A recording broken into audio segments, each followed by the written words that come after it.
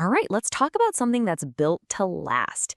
I mean, you can forget about all the latest fitness fads and quick fixes. Today, we're diving into a really simple but super powerful framework for physical health that's designed to carry you through your entire life.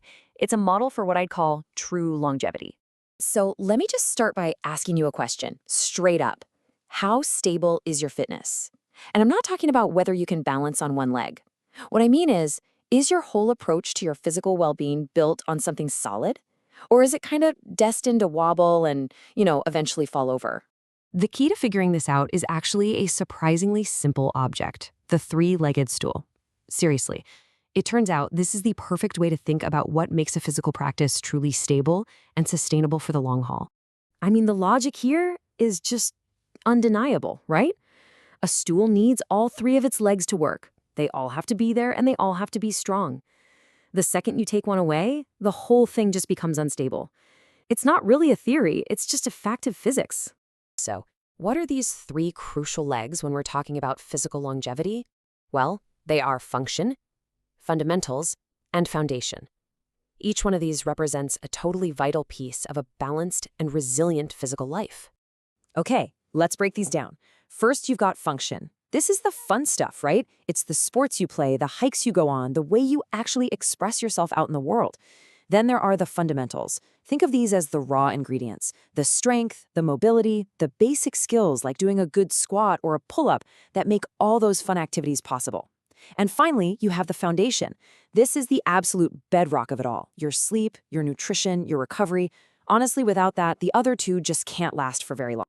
So now that we have this picture of a stable stool in our minds, it becomes really, really clear why so many fitness approaches just don't work in the long run.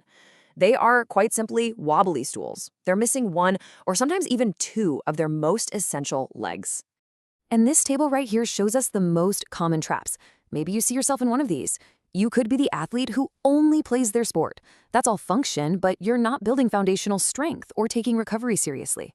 Or maybe you're the person who just goes to the gym, kind of mindlessly lifting weights without any real-world purpose and not paying attention to your sleep.